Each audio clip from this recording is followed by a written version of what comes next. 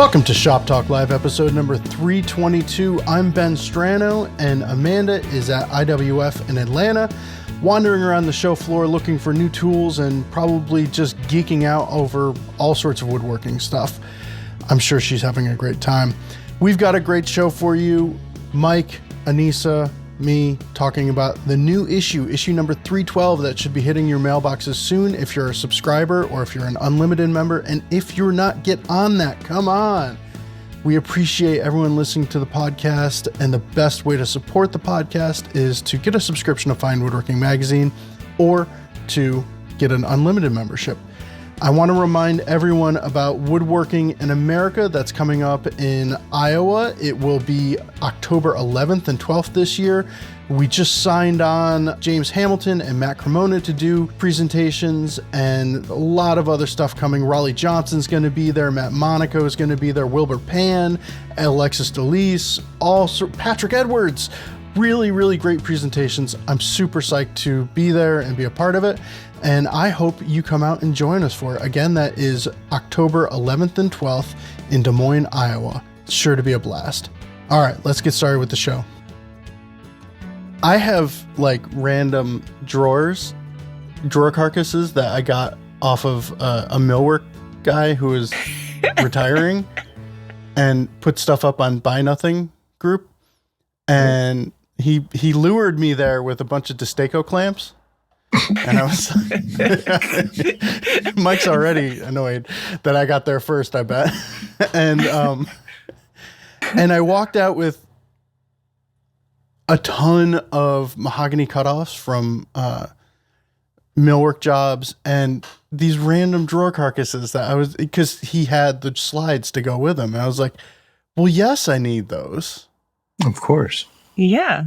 But I don't know what to do with the drawers now. Well, I have some library, Bexford has all those card catalog drawers. I've got 8 mounted right here. Yeah. Yeah. Oh, did you mount them? I think I have 2 or 3, maybe 4 that I need to figure out something really good to do with them. And I just haven't yet. But also when I go up there, talk about no clutter, that's his shop. But when I go up there, he always has this pile of stuff by the door that he's getting rid of. It's so hard not to just be like, oh, I'm going to take this. The last time I was up there last week. He's like a woodworking grandmother. It's always like, before you go, here's a... Right. Do you want any of this stuff? It's here's just a going to go router to the dump. Yeah. But I need so much help that I was there last week and I was walking past his scrap bin and got the coolest piece of, I think it's like some kind of oak, it's not bog oak. I can't remember. But I just looked in his bin and I was like, oh, can I have this? And he just looked at me like, okay, you can have it, but why do you want that? You're way braver than me because I distinctly remember being in Tom McLaughlin's shop and, making ukuleles, like everybody's cutoffs are so useful to me. And he's got like a garbage can, obviously to be burned. And I saw like this beautiful quarter sawn cherry. I was like, I can make so much out of that. And I just couldn't bring myself to ask for it. Oh, you should have. He would have been like, please take it. I know. Even when I'm at Bob's in the winter, I take a whole bunch of wood home for the wood stove. He just has that. Well, yeah. Yeah. You're going to the shop tomorrow. There's a lot there for. Oh, is there? Yeah. I could start stocking up for the winter. Mike's been busy. Yeah, but who was milling maple? I thought that was you.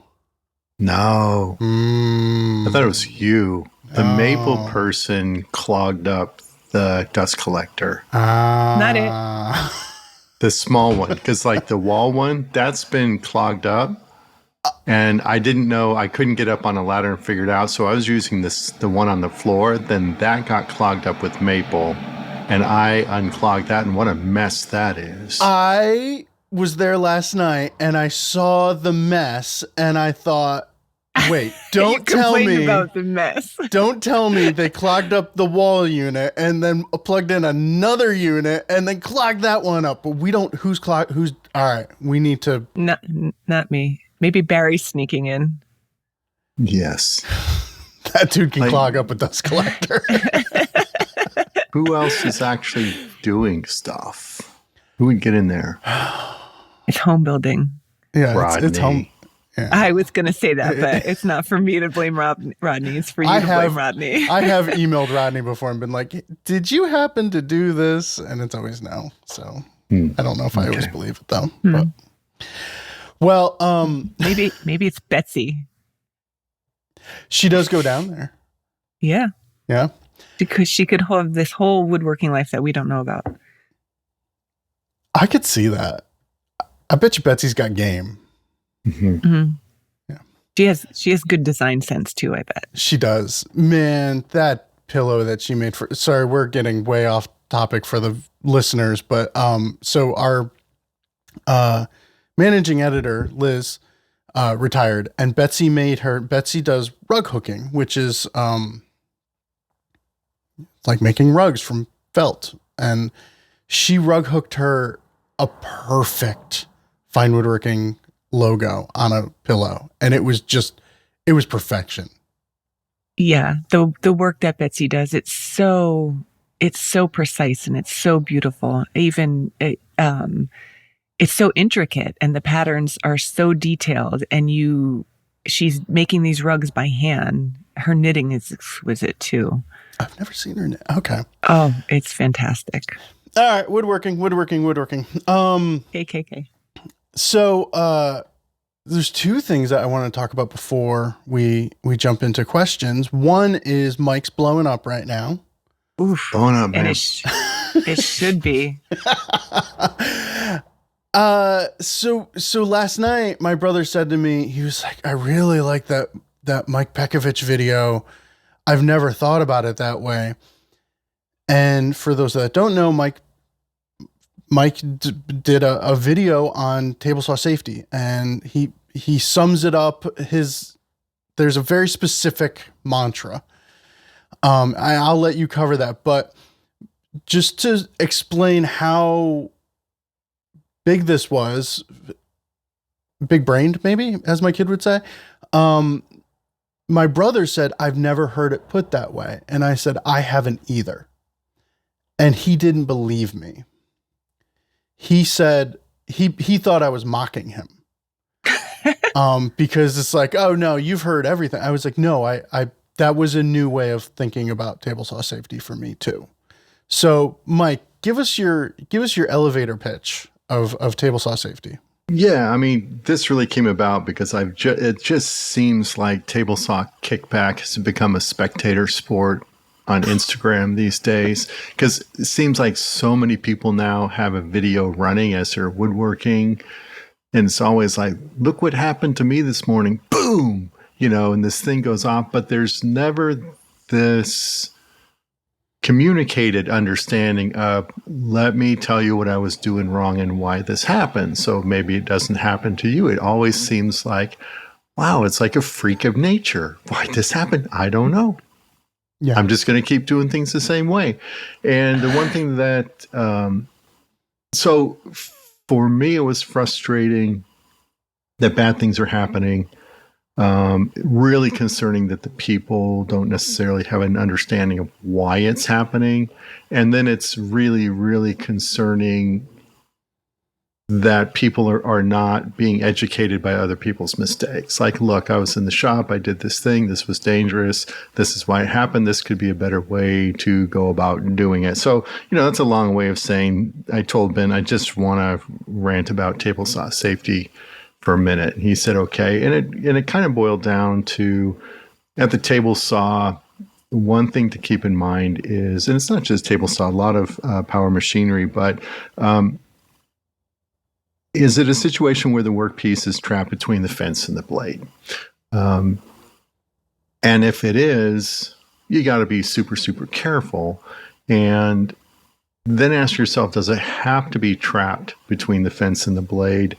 because that's a much safer situation if you don't. So with a regular rip cut, yeah. So let's talk about controlling the stock in a really consistent way as we're moving it past the blade. But then other things like a rabbet, where you might have a dado set out, away from the fence, trapping the workpiece between the fence and the dado set to cut your rabbet.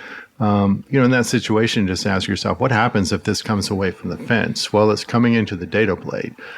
And a lot of bad things are going to happen. So in that situation, and this is not new, Bob Van Dyke is a huge proponent of using an L fence and say for a rabbit, burying a blade partially underneath an L fence or in a sacrificial fence, so that here's a situation where cutting a rabbit on the edge of the board, that doesn't have to be trapped between the fence and the blade. If you situate it to where the blade is buried in the fence, then ask yourself, what happens if the workpiece comes away from the fence now?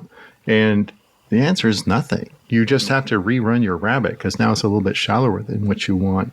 And that applied to other concepts as well. So, table saw safety is such a huge, huge topic, but I thought if you could just boil it down to this super simple concept, it's going to save a lot of problems in the long run, and I think it's probably going to inform almost every situation at the table saw.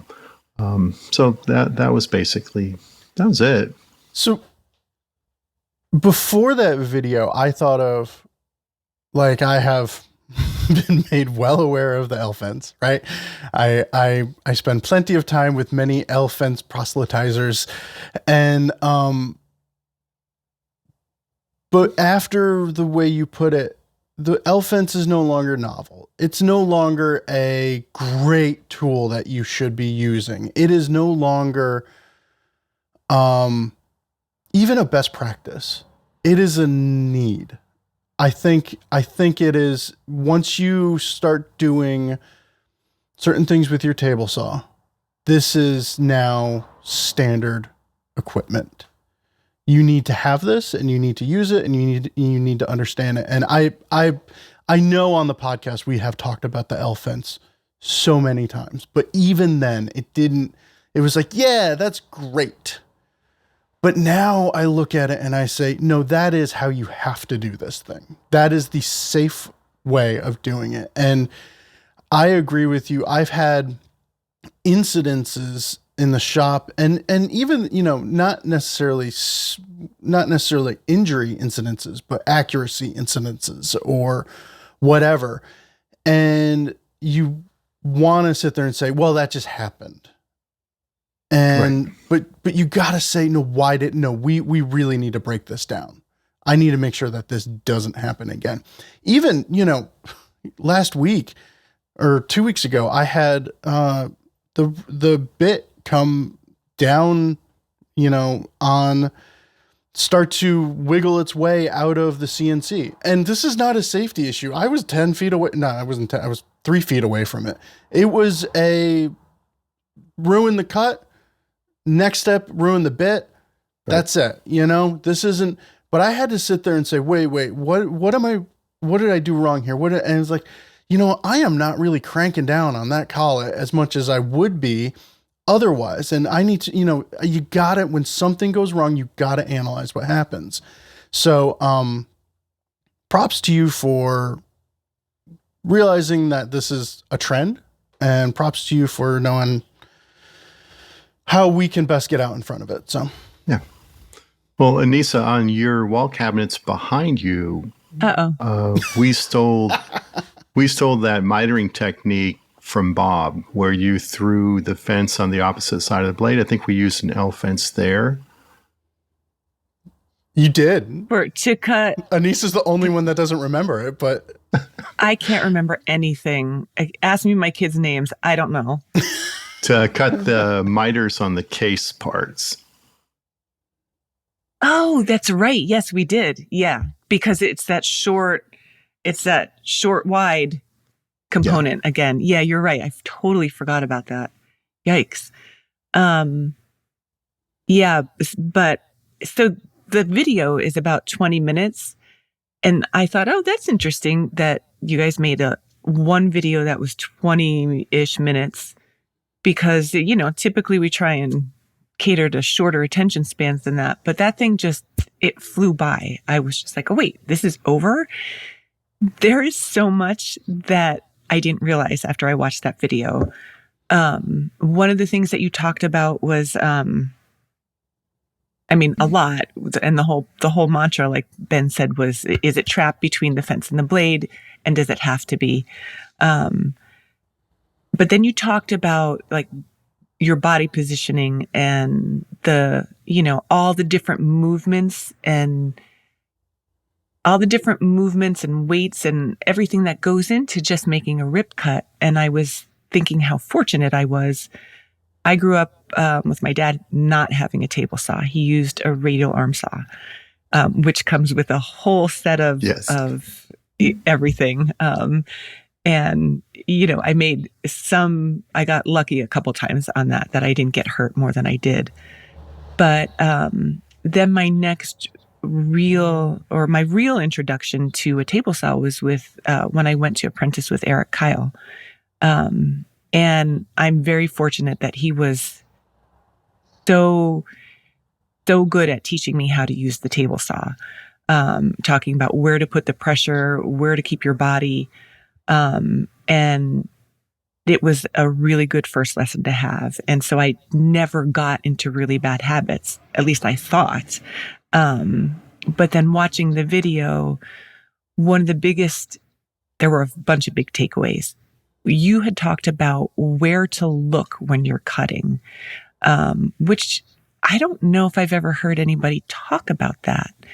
And I realized you had said like the most important place to look is behind the blade to see if your piece is coming away from the fence. And I realized I do that.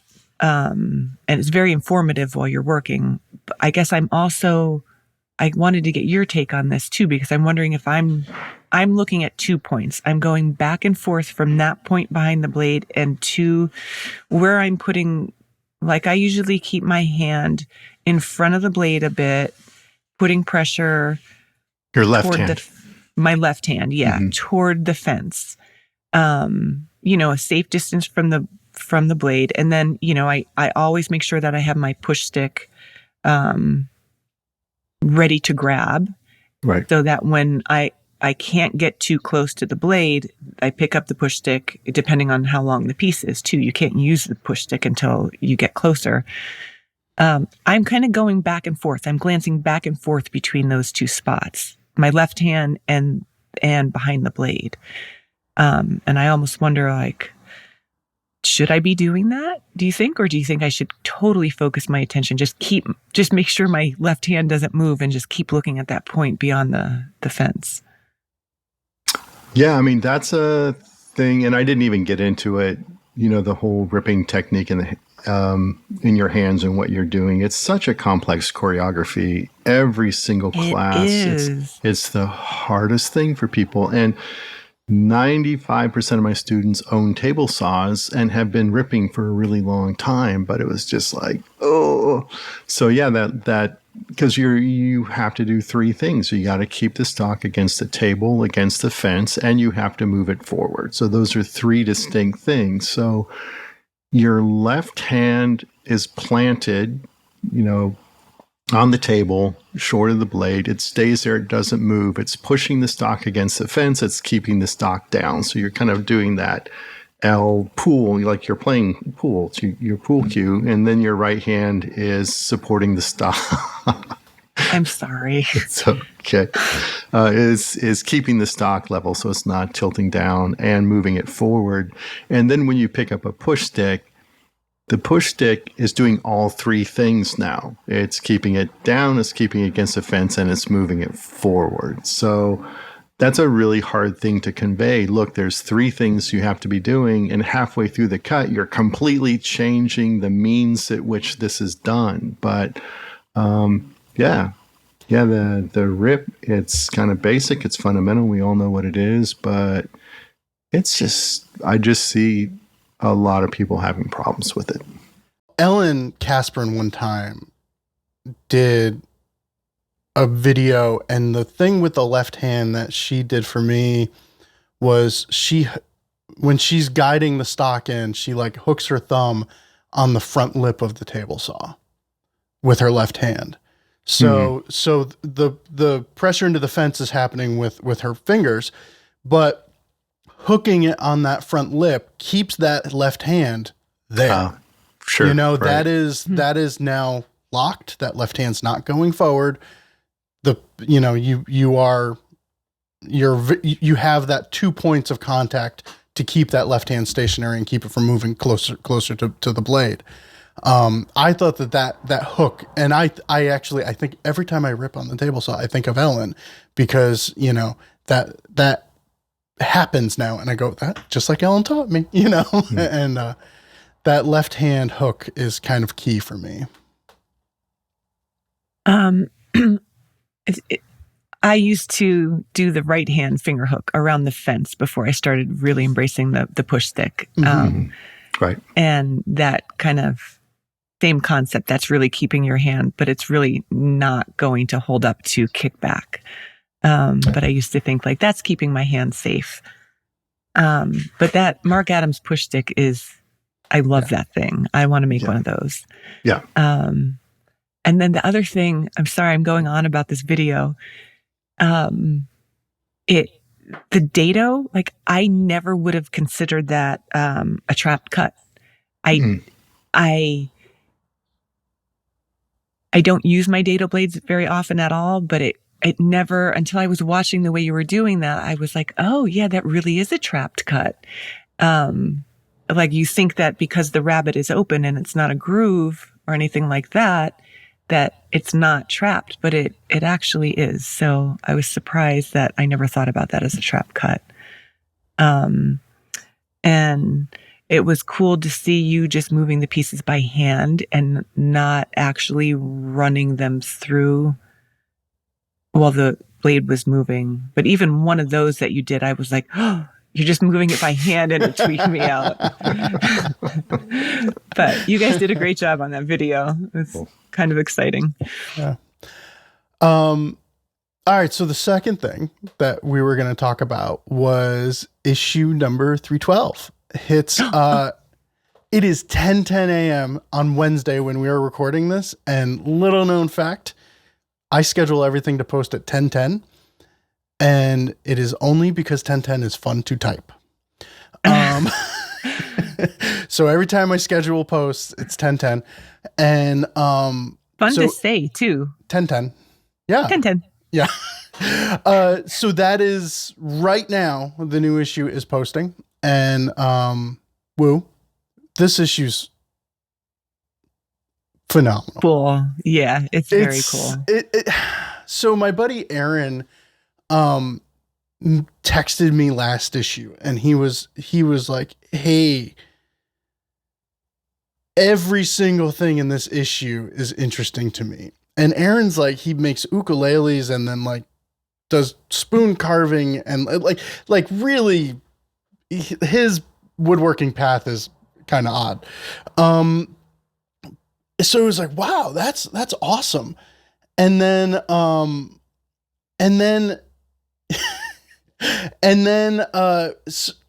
this new issue hit, and I kind of started thinking about it. How's Aaron going to take that? And I really think that Aaron is going to like everything in this issue again. I hope because so. There's such a spectrum of information in issue 312. And like right off the bat, the cover, like, come on, like, it's not shy. This is not a shy issue. This is not Anissa's holding it up. Peter Follensby's Essex County Cupboard. Oh, it's so beautiful. What was that article like, Anissa, to shoot? Well, we kind of shot it real time. So this might be maybe the first of 2 articles that I've ever done without having a shot list prepared. So I went back and forth to Follensby's shop maybe 3 times, 3 or 4, and he would shoot the different things that, like, I had topics that we wanted to cover, and it was a small shop, which is I'm usually like, oh, God, how am I going to maneuver in here? So charming. I wish I had a better word for it. It's warm. It's charming. Everything is in its little place. And this was a gigantic piece to be working on in that little shop. And it was lovely shooting with him. And he was very accommodating, and it was so eye-opening to see how he was working without any power. He had to run the power from his house to the shop just so I could get the lights on. And it was so small that there were a few times that I had to go outside on a ladder and shoot through the window. And we're doing a shop profile on Follensby's shop in the next Tools and Shops issue. So that's awesome. Be kind of cool to see that. Yeah. Yeah. What were you going to say about that piece, Mike, or that article? Well, first off, so on the cover, it's like, is that what you might consider down and out cover, say on the newsstand? Does it reach a broad audience? Does it go down to a broader audience and bring people in? So this, I would say, this is not a down and out cover, but who cares? It's just awesome. And it's Peter, and it's deserving. It's a beautiful piece. And I can see how it might be a little esoteric for some people, but my daughter came into the room. She saw the cover. I think she just says, "Oh, why is that on the cover? That's ugly." And then she's like, she goes, "It's not ugly. It's just not something I would have." Well, I could see having that, and she just did this. Yes. And it went all the way. She went through the entire processing, some style completely new and novel and foreign. And in about 20 sections, she processed it well enough to a point where, yeah, I want that. Yeah. Like, that is going to go into any house, any modern eclectic house. That's going to fit right in. But it was super cool. This was obviously not something where, hey, let's do this as a project. Who can we get? Oh, Peter might be able to make this. This was something he was making. He let us know. Anissa and I kind of talked very briefly about a concept and just said, well, this could be a super nice overview of this style because we don't really cover it. What is this style? Is it William and Mary? Is it Jacobean? Is it 16th century American? Like, what do we call this kind of riven oak furniture with the dyed split turnings on the face? Like, what is that style called? Well, he's calling it 17th century, and he's calling it the Essex County Cupboard because that's just what it is. It originated in Essex County, Massachusetts. Okay. So, I mean, but 17th century, 1600s, kind of we're talking. Right. So can't we just say what we all really call it, though? We call it pilgrim furniture. Do we? I've never heard that. I guess so. That's almost like a Wallace Nutting kind of description. Like, is it accurate? No, but anything of that time period and in that riven way gets grouped into, in my head, pilgrim furniture. Yeah. I think that's so it's very distinctive. It's very unusual. We haven't covered it. So where did Anissa go? She just disappeared. She's good. That's good because I wanted to talk about her really quick, as if she's not here. Oh wait, I'm should I not admit her in? She's back. Okay, let her in. All right. Mike literally was just saying, I'm going to talk about Anissa as though she's not here since she's not here. So sorry. So we knew Peter was making this once-in-a-lifetime piece, and Peter's a once-in-a-lifetime woodworker working in traditional methods. So I was just saying, Anissa and I, we had kind of a broad concept of what this article is. It's like, let's just do an overview of this style from within the building process to really kind of give us this understanding. That's kind of about as far as I took it. But then What's super cool is you combine someone with the talents of Peter and experience, an editor like Anissa who can wrangle all of this in, and then we give it all to John Tetreault to like lay the thing out. And it's just alchemy. Like what came out was like, oh, wow, this is like so far beyond what I imagined this could be. And it's totally awesome.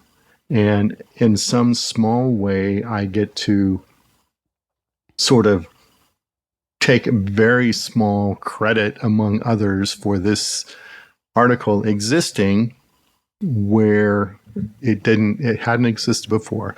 You know, we're creating something, we're creating knowledge in a really amazing way. And I know it just boils down to a magazine article and a specific issue, but it kind of, you know, that's kind of at the heart of what we do and what we work so hard for. And I really think it's a fact that, you know, only Anissa could have edited it, only Peter could have made it. John, of course, is the only one who could have laid it out. And it's just this body of knowledge which is being created that would not be created in any other way.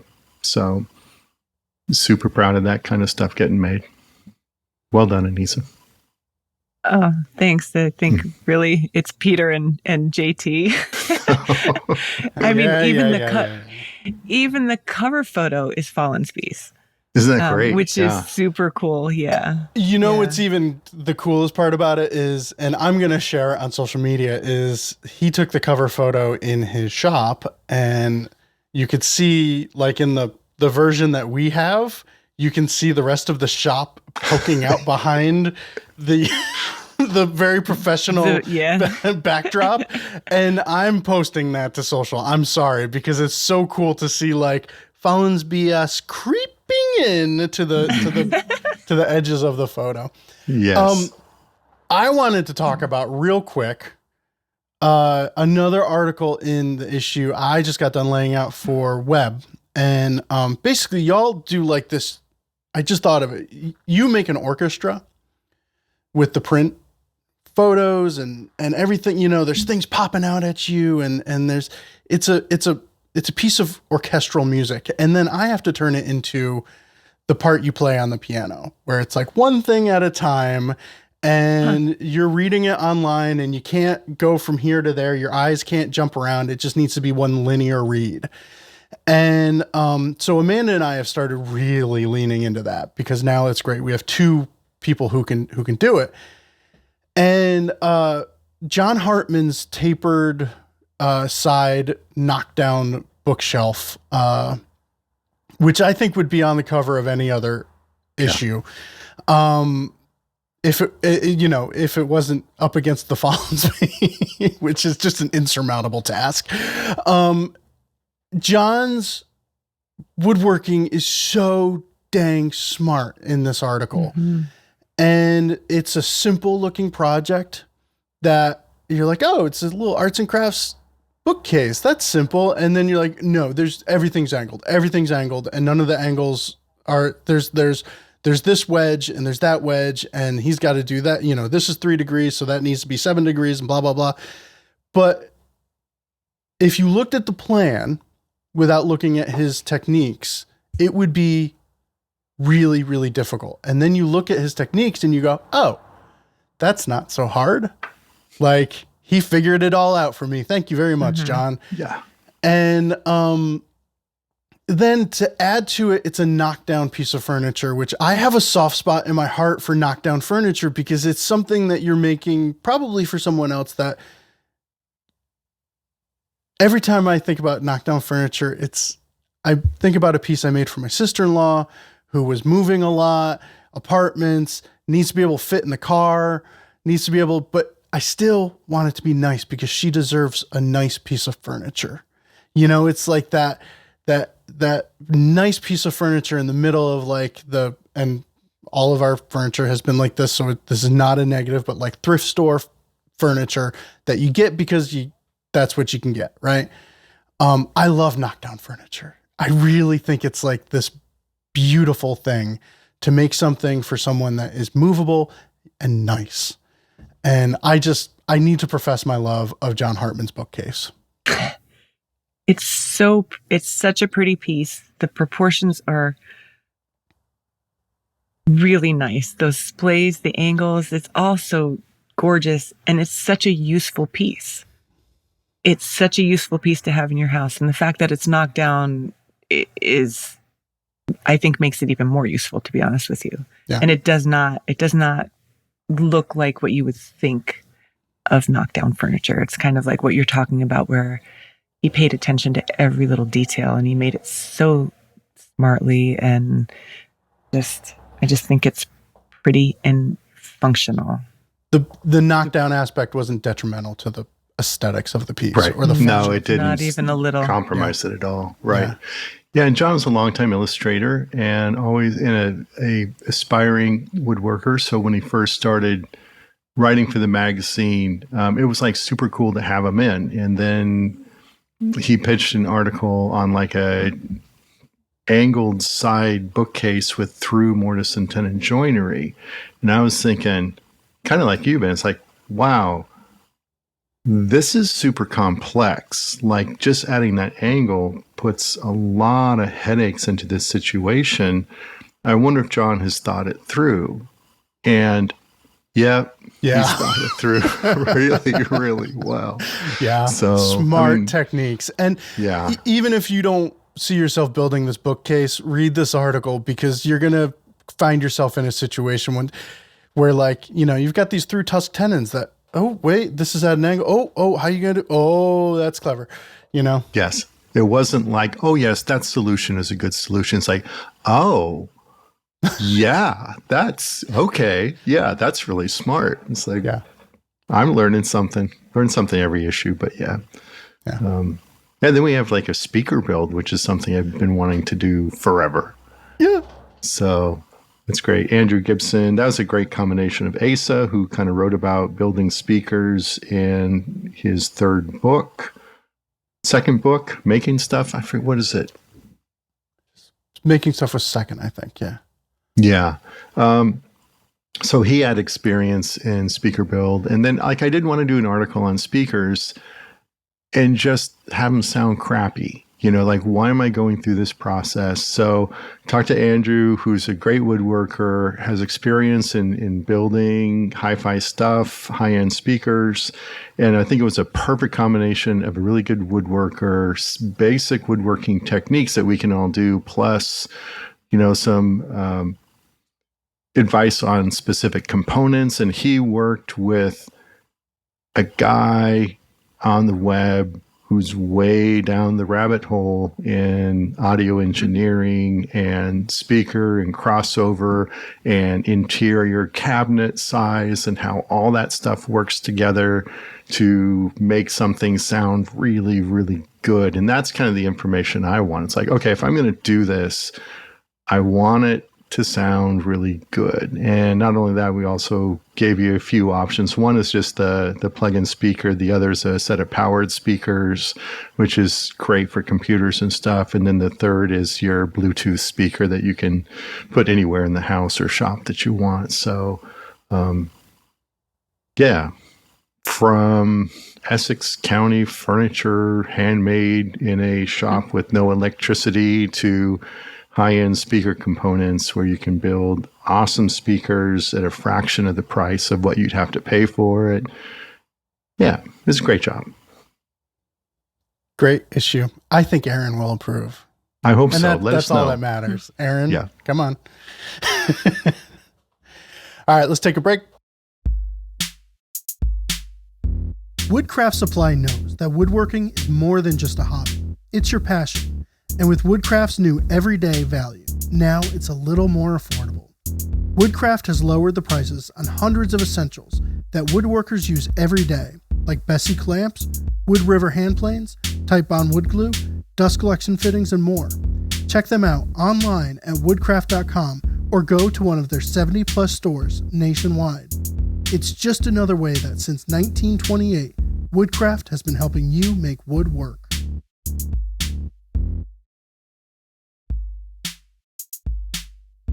Regardless of your skill level in woodworking or home repair, you want a glue that you can trust. Because a glue that doesn't work can ruin any project in a hurry. Fortunately, Titebond has the glue you need to get the job done with confidence. From interior glues with strong initial tack and short clamp times, to exterior glues with exceptional strength and water resistance, look to Titebond for the right glue for your next project. For more information, visit titebond.com, Titebond.com. Do we have any more questions? We haven't started with questions. So sorry. That's okay. No, it's listen, we're proud of this issue. We're allowed to talk about it. Okay.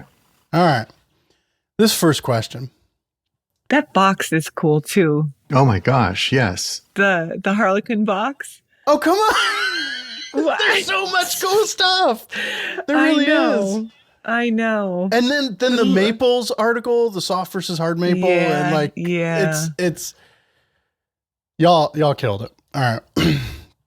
But we're gonna answer a question unless Anissa interrupts me again. I won't, I promise. All right. This one's from Jerry. In looking at images published by various miter gauge manufacturers, I noticed something that I found contrary to what I have always been told in my own practice.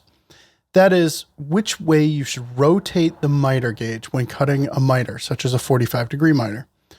I have always rotated my miter gauge clockwise from the normal 90-degree position so that the wood is trailing the gauge itself. However, most of the manufacturer's photos I was seeing have the miter gauge rotated counterclockwise from the perpendicular position, with the wood leading the miter gauge into the saw blade.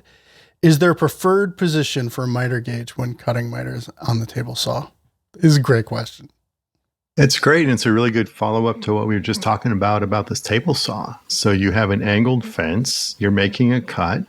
What if this piece slips down this 45-degree angle fence as you're making a cut?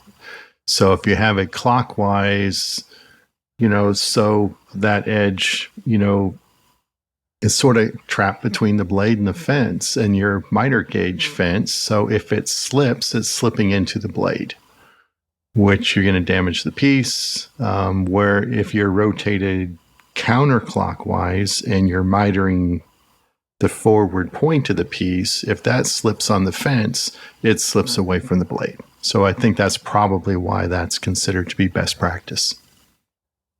I knew you were going to have like a really good answer. At some point, I'm going to be able to see them coming. Okay.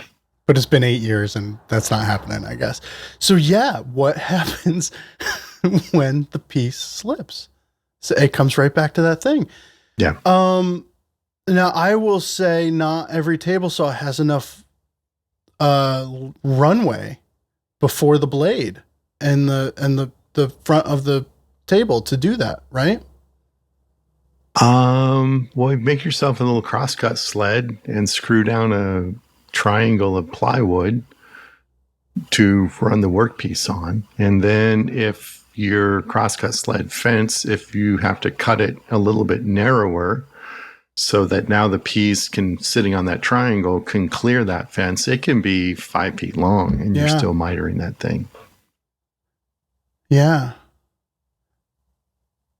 Well, that's the answer, Anissa. Do you want to argue with Mike? Why would I want to do that? Just for kicks. Just to see what happens. I'm going to save my argument chip for later. Ooh, at some other point. Okay. Maybe not necessarily today, but no, it's all very sound. I can't think of an argument to make. Yeah. Plan ahead so that if something happens, it happens in your favor. It's a good way to approach life and the table saw. If only. Mm-hmm. Life were as simple as the table saw. And seriously. We have a title.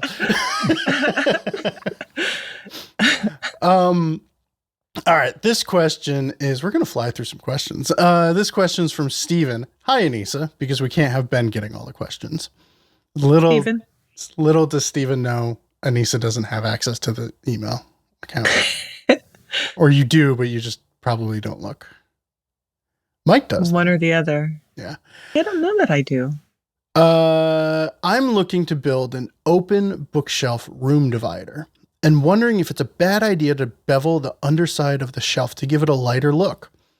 I have a 1-inch thick shelf that is 10 inches wide. Then on the underside from the center line where I remove nothing, I plane both edges down to 1/2 of an inch. I think I should retain a lot of strength in the shelves, but that they would look lighter, or maybe they will look weird. What do you think? And I thought that this was a good conversation starter to where you two find yourselves lightening up or tapering in order to lighten up pieces. So I love a good bevel, and not just to lighten things up, though that works really well to lighten things up. But I even consider a chamfer a bevel. Any kind of little rounding over is, in my opinion, like a tiny little bevel. Bevels add so much extra detail to things in addition to lightening them up. Depending on, if you have a bevel, like even around these cabinets, I beveled the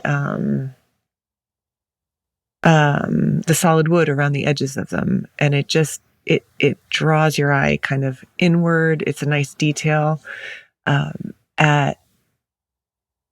At Fine Woodworking, when we were in the office in Connecticut, a lot of the shelves that we had that same bevel around them.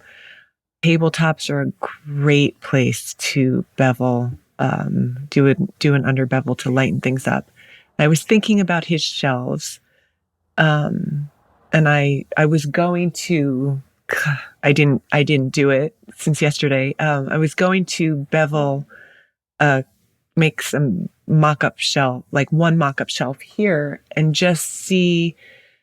I'm wondering how high this open bookshelf is going to be and where your eye is landing on that bevel. So if the bevel is above eye level, it's going to look very different than if the bevel is below eye level or at eye level. And before I decided to bevel anything, I would play around with that just to see where things are landing in terms of eye level for the bevel. I'm going to send you, Ben, just for the sake of this conversation, a photo of a table at a diner. It's called, I think it's called the Chief Martindale Diner. It's about an hour from my house in upstate New York. And it is one of the most beautiful bevels I've ever seen. The tabletops are thick. They have that mid-century wishbone laminate on top, but they have an under bevel that just, it lightens the table, but at the same time, it's also, the bevel makes that look longer too. Kind of lightens the weight, but when you bevel something, it tends to make that angle, like the piece, look a little bit longer on the end. I don't know if I'm explaining that right. Yeah. But it is the best bevel I've ever come across in the wild. It is so beautiful. I go to that diner just because of those tables and kind of remark over them every time. So I think a bevel's a great idea in an open bookshelf, but definitely do a little mock-up so that you could see how the bevel's looking at the different heights. That's my incredibly long-winded answer to something that could have been 2 seconds. But you outed yourself for one more example of Anissa is a little bit broken and only thinks in woodworker.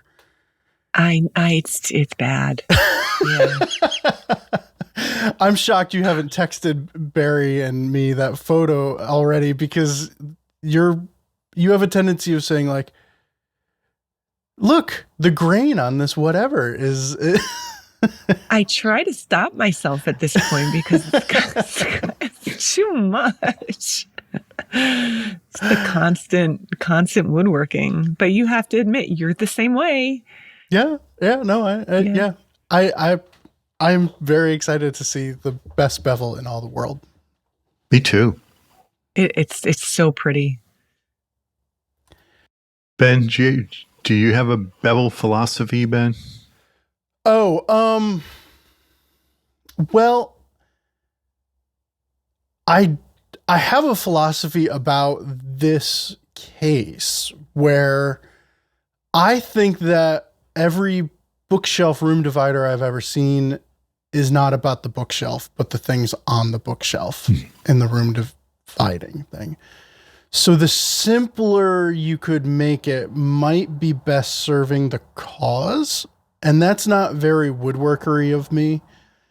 But in my head, if I were building a bookshelf room divider, I would be thinking about the things I'm going to put on it too.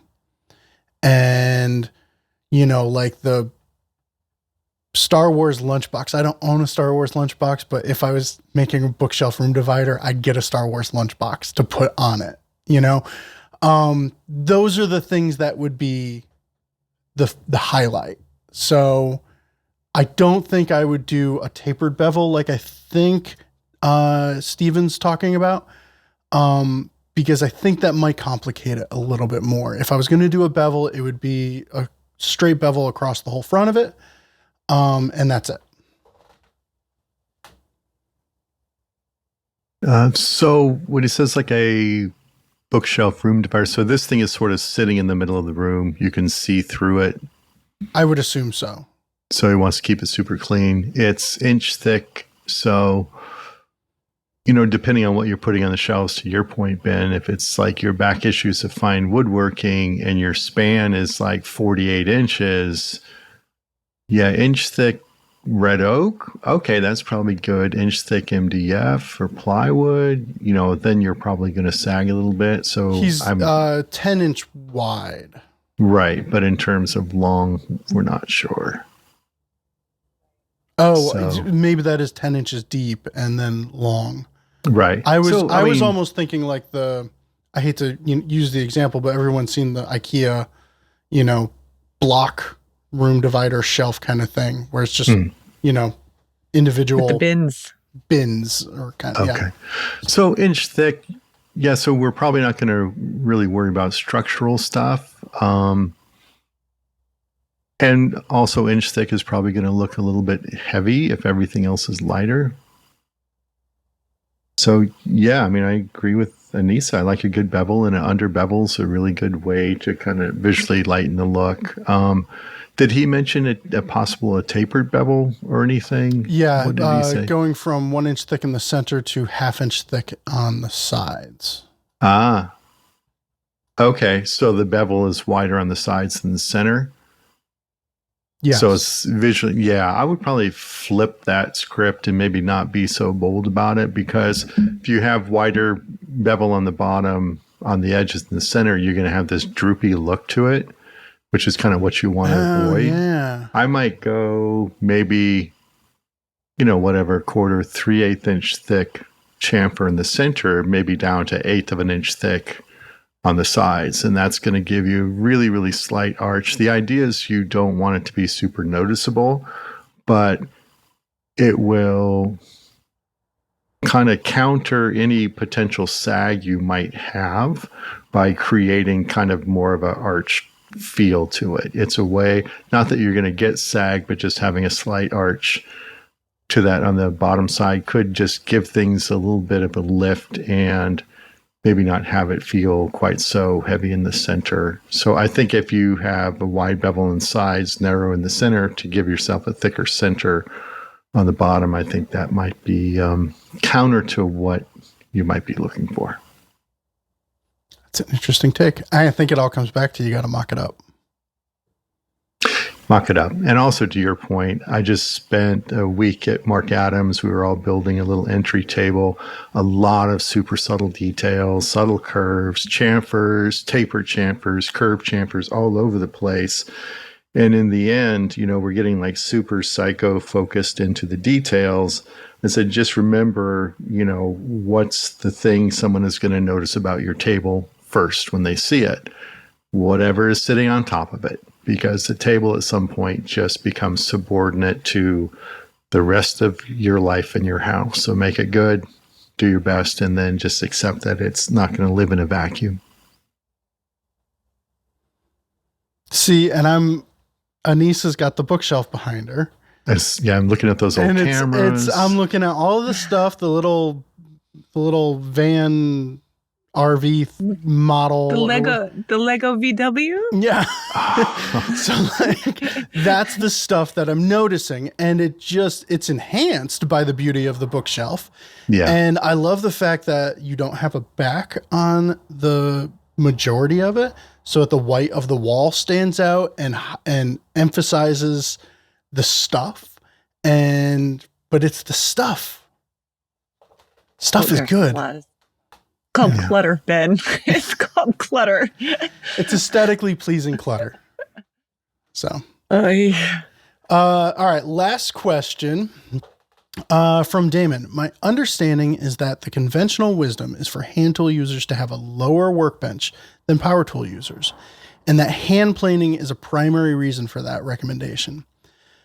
Stanley and Lee Nielsen planes both have forward-leaning handles, which seem to favor a lower bench, but I use primarily Veritas bench planes.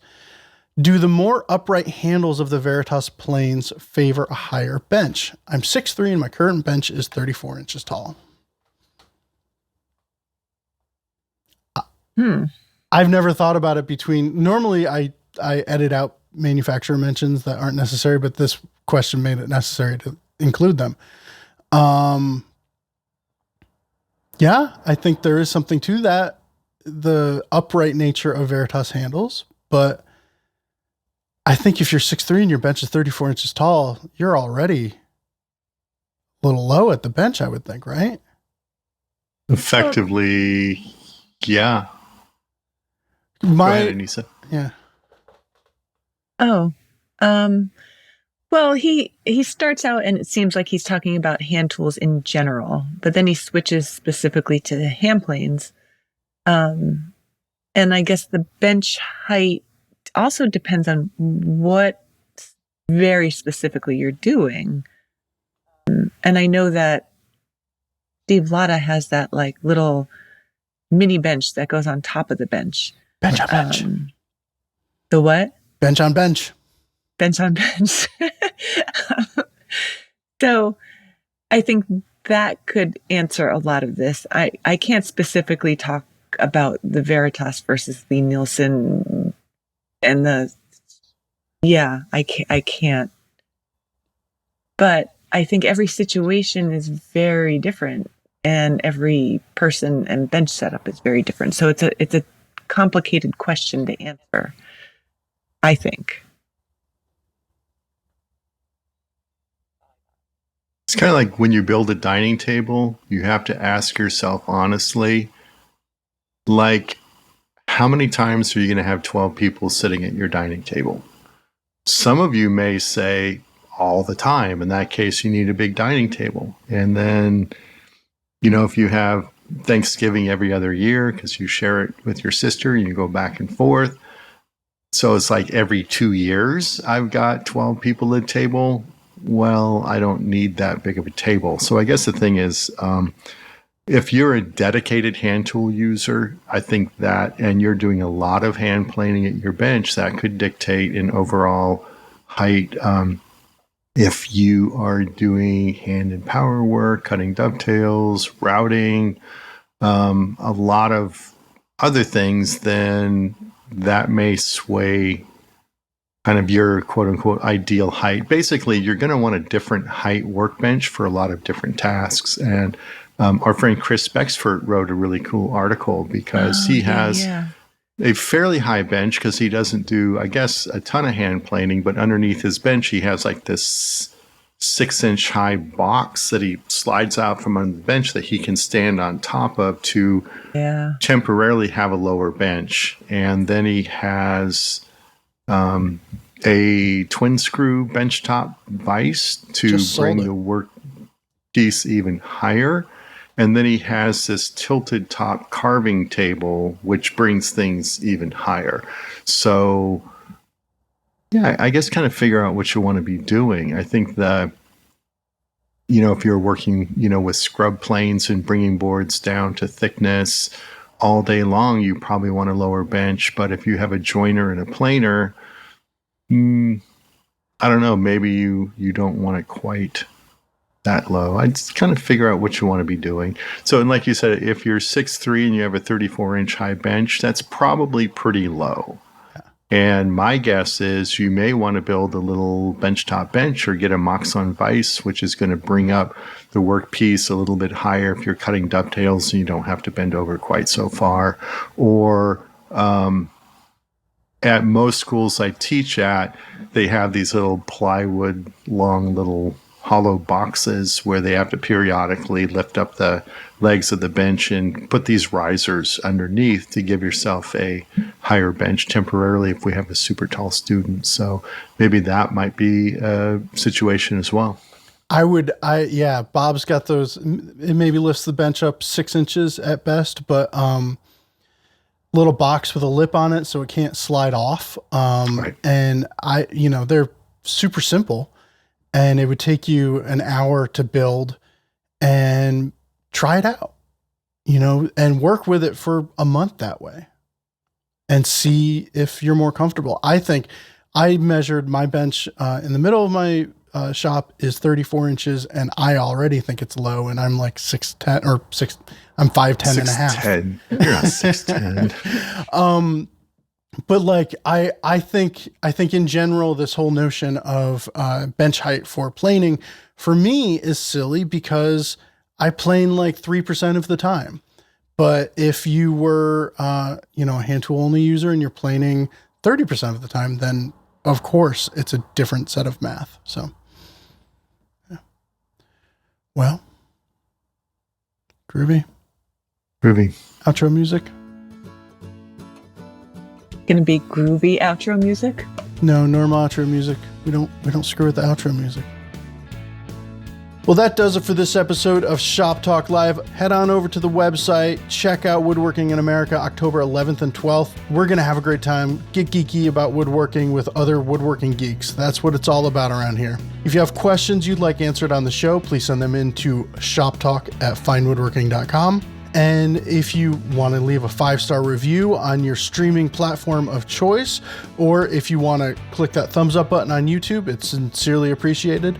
As always, a Fine Woodworking Unlimited membership is the most heartfelt way of saying thank you for making a podcast, y'all. All right. We'll see you in 2 weeks. Have a great one.